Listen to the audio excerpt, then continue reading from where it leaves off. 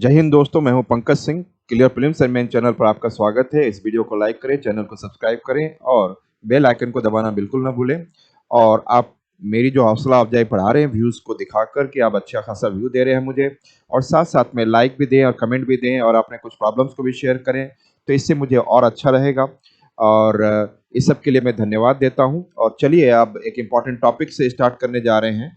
और ये important topic जो है वो रिलेटेड है, आपको इन्वायरमेंट से रिलेटेड है, और इसे साइंस एंड टेक में भी ले सकते हैं। और ये है spraying diamond dust to cool अर्थ।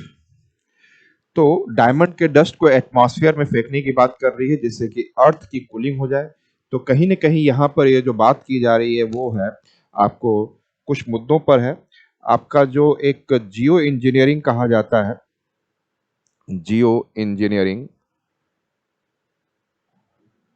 इसमें दो बातों पे बात की गई है। एक आपको सोलार रेडिएशन मैनेजमेंट, जो सन के रेडिएशन आ रहा है उसको कैसे मैनेज किया जाए, और एक है कि कार्बन डाइऑक्साइड रिमूवल, जो इम्पोर्टेंट है जियो इंजीनियरिंग में। इसके द्वारा जो क्लाइमेट चेंज हो रहा है, क्लाइमेट चेंज या आपको जिसको कह सकते हैं ग्लोबल वार्मिंग, उसको कम किया जा सके। तो यही जियो इंजीनियरिंग का मुख्य रोल है जो क्लाइमेट से रिलेटेड है। तो यहाँ पे देखते हैं कि why it is in the news, why it is in the news, ये न्यूज में क्यों है। The recent study in geophysical research latest explores geoengineering, specifically solar radiation management to mitigate global warming. तो अभी रिसेंट एक study में निकल कर आया है जियोफिजिकल रिसर्च लेटेस्ट में कि आपका जो जियो इंजीनियरिंग जो फोकस है वो है आपको सोलार रेडिएशन मैनेजमेंट को लेकर है, जिससे कि ग्लोबल वार्मिंग कम हो सके। मतलब है कि सोलर से रेडिएशन जो अर्थ, सन से रेडिएशन जो आ रहा है उसको कम किया जाए अर्थ पे आने से। तो इसे हम जियो इंजीनियरिंग का एक इंपॉर्टेंट पार्ट मानते हैं और इससे ग्लोबल वार्मिंग कम होगी। It suggest spraying a millions of tons of diamond dust into the Earth's upper atmosphere to reflect solar radiation away from the planet and potentially cooling it. तो अर्थ के atmosphere में ऊपर जो एटमॉस्फेयर है, यहाँ पे dust particle को या जो डायमंड के डस्ट है उसको छिड़का जाए, जिससे कि सन का जो रेडिएशन आएगा वो रेडिएशन क्या हो, रिफ्लेक्ट बैक हो, तो नीचे हीटिंग कम पहुंचेगी और नीचे कूलिंग होगा इंस्टेड ऑफ ग्लोबल वार्मिंग। यहाँ पे ग्लोबल कूलिंग या ग्लोबल डिमिंग होगा। तो ये एक डायमंड डस्ट को फेंकने की बात कर रहे हैं। यहाँ पे देखा जाए तो geo engineering and use of diamond to cool down the earth, इसकी बात हो रही है यहाँ पर। Is it okay? अब देखते हैं कि what is geo engineering, geo engineering क्या है। यस और ये जितनी भी चीजें मैं बात कर रहा हूँ, they have an high potential that this question can be asked in the mains examination and the prelims examination anywhere. Geoengineering refers to a large scale intervention in the earth's climate system. तो geoengineering क्या करता है कि large scale intervention करता है कि अर्थ के climate system को लेकर, and aimed at combating adverse effects of global warming, और इसका जो aim है मुख्य रूप से ग्लोबल वार्मिंग के एडवर्स इफेक्ट से लड़ना है। It encompasses two primary strategy, दो प्राइमरी स्ट्रेटजी रखता है। वो एक है आपका कि सोलार रेडिएशन मैनेजमेंट की बात कर रहे हैं, सोलार रेडिएशन मैनेजमेंट कैसे किया जाए, और दूसरा है कार्बन डाइऑक्साइड रिमूवल, जो कार्बन डाइऑक्साइड को कैसे एटमॉस्फेयर से चूस लिया जाए और अर्थ में कहीं पर स्टोर कर लिया जाए। तो ऐसी चीजें बातें की जाएंगी, क्योंकि अभी हम लोग बात करेंगे जिस प्रकार से हम लोग अभी different convention on biodiversity, Paris agreement कर रहे हैं, लेकिन जितने भी कंट्रीज हैं इसके लिए आगे नहीं आ रहे हैं जिस प्रकार से हमें चाहिए। हमें कमिंग टाइम में 2030 तक हमें जिस प्रकार का एमिशन है उसमें 43% का रिडक्शन हो जाना चाहिए, लेकिन जो लग रहा है 2% से ज़्यादा रिडक्शन नहीं होगा। तो दूसरे अल्टरनेट वेज ढूंढने होंगे जिससे ग्लोबल वार्मिंग से बचा जा सके, क्लाइमेट चेंज से बचा जा सके, जो टेम्परेचर राइज हो रहा है अर्थ के एटमॉस्फेयर का उसको कम किया जा सके।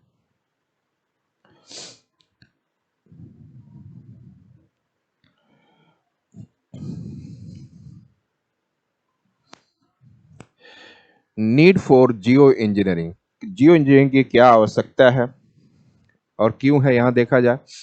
The current efforts to mitigate global warming have proven inadequate. जितने भी आज के डेट में एफर्ट्स लिए जा रहे हैं वर्ल्ड लेवल पर, वो सारे इनएडिक्वेट प्रूफ हो रहे हैं, उससे लग नहीं रहा है कि काम होगा। As global temperature persistently rise and greenhouse gas emission remain high, और एटमॉस्फेयर में ग्रीन हाउस गैस हमेशा ही अभी भी हाई होता जा रहा है और टेम्परेचर भी लगातार बढ़ते जा रहा है। As of now, global temperature are approximately 1.2 degree Celsius above the pre-industrial level से देखा जाए तो उसके तुलना में 1.2 डिग्री सेल्सियस आज के डेट में बढ़ चुका है। With projection for 2023 indicating that in the coming time it will be 1.45 degree Celsius increase, जो कि नहीं होना चाहिए। और इसी को यहाँ तक ही रोकने की हमें सोचनी है। The goal of limiting temperature rise to 1.5 degree Celsius as outlined in the 2015 Paris Agreement and appears increasingly unattainable। और 2015 के पेरिस एग्रीमेंट में ये बात कही गई थी 2015-16 का कि हम लोग इसको 1.5 डिग्री सेल्सियस तक लाया जाएगा, बहुत इंपॉर्टेंट है, यहीं तक लिमिट करना है टेम्परेचर का। लेकिन ये भी पेरिस एग्रीमेंट के बाद जो एफर्ट लिए गए हैं वो ऐसा नहीं लगता है कि ये हम लोग अटेंड कर पाएंगे। यहाँ पर theoretical models suggest that achieving 1.5 degrees Celsius target would require a minimum 43% reduction in the global emission। अभी global emission में जो होना चाहिए 2030 तक 43% रिडक्शन हो जाना चाहिए। विद रिस्पेक्ट टू 2019 लेवल से देखा जाए तो 43% रिडक्शन हो जाना चाहिए 2030 तक, लेकिन ऐसा लग नहीं रहा है। However, current and anticipated actions are expected to yield only a 2% reduction in the greenhouse gas emission by the deadline 2030 तक केवल 2% ही रिडक्शन दिख रहा है। तो इसका मतलब है कि हमारा ग्लोबल वार्मिंग बढ़ता रहेगा, temperature of the earth atmosphere will keep on increasing. तो अब देखते हैं कि main approaches of geo engineering क्या है। जियो इंजीनियरिंग का मेन अप्रोच जो हम लोग देखा, solar radiation management strategy focus on reflecting incoming solar rays to the lower earth atmosphere. जैसे ही वो हमारे एटमॉस्फेयर के लोअर अर्थ में आ रहा है तो उसको रिफ्लेक्ट बैक करना है। मतलब हमारा जो पृथ्वी है, if our earth is there, तो इस एटमॉस्फेयर में जब आए तो यहाँ से इसको रिफ्लेक्ट बैक करना है, जिससे कि अर्थ पे जो आए वो हीटिंग कम हो जाए। इसका मतलब है कि रिफ्लेक्शन को बढ़ाना है। अल्बीडो इसी को कहा जाता है कि अल्बीडो का मतलब होता है कि यदि किसी प्लैनेट का रिफ्लेक्शन ज्यादा है, कितना है, मतलब अभी हम लोग जो कहते हैं वो 35% हमारा रिफ्लेक्ट बैक हो जाता है, 100 में से 35 रिफ्लेक्ट बैक हो जाता है, 65 डिफरेंट वे में यूज होता है। और यही थोड़ा सा रिफ्लेक्ट और बढ़ा दिया जाए तो अल्बीडो और बढ़ जाएगा। तो इसी की बात की जा रही कि एसआरएम जो स्ट्रेटजी है, focus on reflecting incoming solar radiation, जो आ रहा है उसको रिफ्लेक्टिंग करना है टू लोअर अर्थ एटमॉस्फेयर के टेम्परेचर से ही। दीज स्ट्रेटजीज में involve launching reflective materials into space to block the solar radiation from reaching the planet's surface। ये भी बात की जा रही है कि कोई स्पेस में जो चारों तरफ घूमता रहे, ऐसे रिफ्लेक्टिंग सरफेस, ऐसा सरफेस रख दिया जाए कि सन के रेज आए और वो रिफ्लेक्ट बैक हो जाए। तो सन का रेज आए और रिफ्लेक्ट बैक हो जाए, जो हम लोग कुछ रिफ्लेक्टिंग सरफेसेस, मिरर, कुछ चमकने वाली चीजें, ऐसी चीजें हमें स्पेस में ऑर्बिटल फॉर्म में घूमते रहे, ऐसा रखना होगा। तो ये भी एक बात की जा रही है। अगला हम लोग देखते हैं कि तो एसआरएम के बारे में जियो इंजीनियरिंग का देखा। कार्बन डाइऑक्साइड रिमूवल जो जो जियो इंजीनियरिंग का एक पार्ट है कि कार्बन डाइऑक्साइड रिमूवल टेक्नोलॉजी। तो कार्बन डाइऑक्साइड एटमॉस्फेयर से कैसे रिमूव किया जाए। CDR aims to eliminate excess carbon dioxide from the atmosphere through various technologies. तो कई टेक्नोलॉजी से इसको हटाया जा सकता है, तो वो टेक्नोलॉजीज हम लोग देखते हैं।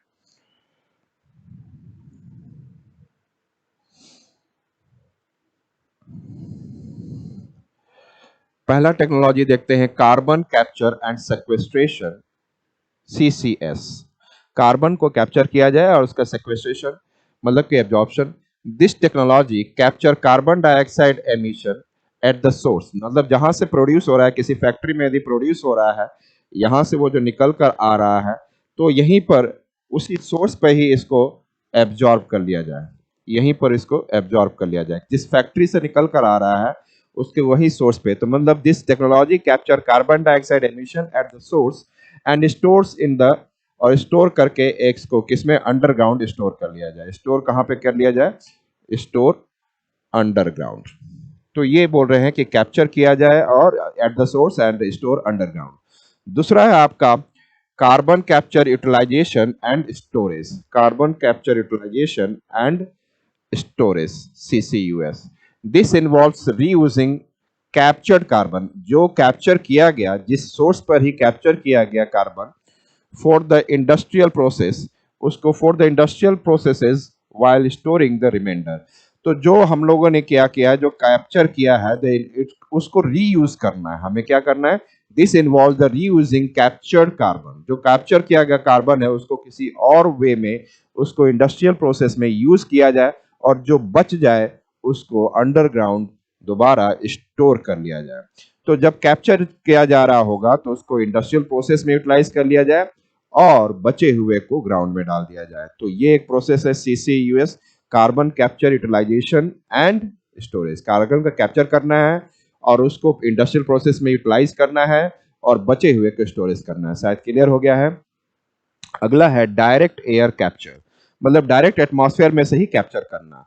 This method extracts carbon dioxide directly from the atmosphere using large scale, अर्थात आर्टिफिशियल ट्रीज, बड़े बड़े आर्टिफिशियल ट्रीज बड़े लंबे पर लगाकर ज्यादा कार्बन डाइऑक्साइड स्टोर करे, तो वो करके हम लोग कर सकते हैं। The captured carbon dioxide can either be stored or utilized, potentially addressing accumulated emission over the time. और इसको जो कार्बन डाइऑक्साइड कैन आइदर भी स्टोर किया जा सकता है, उसको किसी और तरीके से यूटिलाइज किया जा सकता है और potentially addressing accumulated emission over time. धीरे धीरे उस पोटेंशियली जो एड्रेस करेंगे, जो एक्यूमुलेशन हो जाएगा, यदि ठंडा ज्यादा होगा तो धीरे धीरे उसको रिलीज भी करेंगे। यहाँ पे देखते हैं current state of geo engineering efforts. तो आज के डेट में जियो इंजीनियरिंग एफर्ट जो डाला जा रहा है उसका क्या स्टेटस है? Among the geoengineering methods, CCS, carbon capture and storage is the only one currently in practical। यदि प्रैक्टिकल में जो देखा जाए तो पहला वाला जो कार्बन कैप्चर एंड सेक्वेस्ट्रेशन की बात कर रहा है, यही एक प्रैक्टिकल लग रहा है और उसको प्रैक्टिकल यूज में देखा जा सकता है। Capturing emission from the industrial sources for underground storage, उसको अंडरग्राउंड स्टोरेज में। लेकिन अंडरग्राउंड स्टोरेज की भी तो एक कैपेसिटी होगी। देखा जाए next, experimental projects are under way to explore DAC, direct air capture.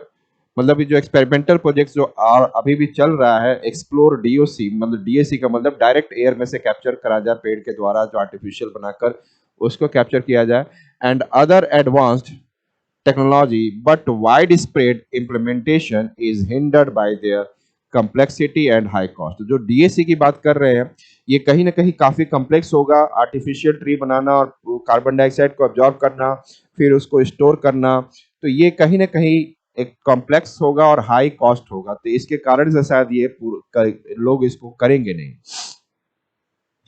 Next देखते हैं challenges of implementing solar radiation management. तो सोलार रेडिएशन मैनेजमेंट में क्या चैलेंजेस आएंगे, जो कि ऊपर के एटमॉस्फेयर में ही से रेडिएशन को रिफ्लेक्ट बैक किया जाए। तो यहाँ पे देखते हैं वाइल थियोरेटिकली फिजिबल है, ये एक फिजिबल दिखता है, SRM faces considerable technological and financial hurdles. लेकिन SRM को आने वाले समय में टेक्नोलॉजी और फाइनेंशियल प्रॉब्लम आएंगे, पैसे की ज़्यादा जरूरत पड़ेगी, अच्छी टेक्नोलॉजी की ज़्यादा पड़ेगी। तो large scale manipulation of natural process carries risk including unpredictable impacts on both global and regional weather pattern। हो सकता है कि अर्थ के चारों तरफ यदि आर्टिफिशियल कुछ लगा दिया जाए तो इसके वजह से ग्लोबल और लोकल लेवल पर कहीं ना कहीं क्लाइमेट का बहुत बड़ा असर पड़ सकता है। और जब अच्छी इफेक्ट सन रेज नहीं आएगी तो एग्रीकल्चर अफेक्ट हो सकता है, यस, प्रोडक्शन अफेक्ट हो सकता है, और कई जो लाइफ्स जो है, डिफरेंट फ्लोरा एंड फौना है, वो कहीं ना कहीं इस कम सनलाइट की वजह से वो भी अफेक्ट हो सकते हैं। तो ये सारे रिस्क भी रहेंगे। The large scale manipulation of natural process, इस प्रकार से हम लोग नेचुरल रिसोर्स प्रोसेस को मैनिपुलेट कर रहे हैं। यदि हम लोग चारों तरफ कुछ लगाकर रिफ्लेक्ट बैक करेंगे सॉरी रिफ्लेक्ट बैक करेंगे तो इससे कहीं ना कहीं it carries large level of risk including unpredictable impacts on both global level पर भी इसका इम्पैक्ट होगा और रीजनल वेदर पैटर्न पे भी इसका इम्पैक्ट होगा।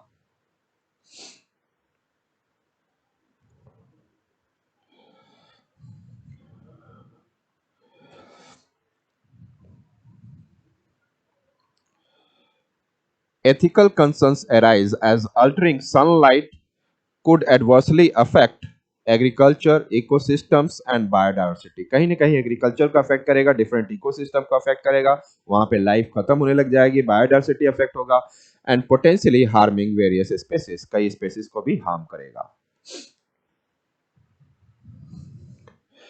Limitations of carbon capture and sequestration. तो अब सीसीएस एक जो अच्छा दिख रहा था कि प्रैक्टिकेबल है, यूजफुल है, लेकिन इसके भी क्या लिमिटेशंस है? Although CCS carbon capture and sequestration is technically viable in certain contexts, studies indicate that relying heavily on the CCS to meet climate goals is impractical.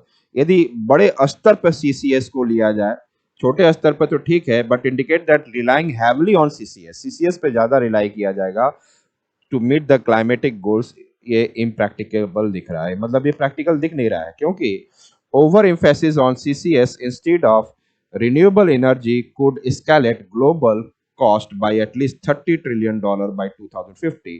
मतलब 2050 तक केवल हम लोग CCS को ही करेंगे तो रिन्यूएबल इंस्टेड ऑफ केवल रिन्यूएबल एनर्जी भी ना देके केवल CCS ही करेंगे, मतलब CCS रिन्यूएबल एनर्जी के बावजूद हम लोग CCS पे केवल ध्यान दें तो कहीं ना कहीं ग्लोबल कॉस्ट जो बढ़ जाएगा $30 ट्रिलियन 2050 तक पहुंच जाएगा। Furthermore, there may not be an adequate number of suitable underground sites for safely storing large volume of carbon dioxide। और इससे ज्यादा दूसरा जगह भी ये देखा जाए कि क्या एडिक्वेट नंबर ऑफ साइट्स होंगे अंडरग्राउंड जहां पर safely large volume of carbon dioxide को स्टोर किया जा सके। तो ये इसके कॉम्प्लिकेशंस दिख रहे हैं। इसका कंक्लूजन देखा जाए the inevitable role of CCS and CDR technology. मतलब ये बहुत ही जरूरी है आज के डेट में CCS and CDR technology. Despite their limitations, CCS, carbon capture and sequestration, and the carbon dioxide removal are essential components in any strategy aimed at combating climate change। आज के कल डेट में क्लाइमेट चेंज से combat करने के लिए ये दोनों ही फ्रूटफुल और बेटर स्टेप्स लग रहे हैं, CCS carbon capture sequestration and CDR carbon dioxide removal. Reaching the 1.5 degree Celsius or 2 degree Celsius target is considered unfeasible। ऐसे तो unfeasible दिख रहा है without integrating these technologies given the current levels of global warming। तो बिना इस technologies को include किए हुए ये शायद फिजिबल नहीं होगा, वायबल नहीं होगा, तो तब जाकर 1.5 degree Celsius 2 degree Celsius target तक की टेम्परेचर बढ़ पाए। लेकिन ये बहुत जरूरी है CCS और CDR के साथ।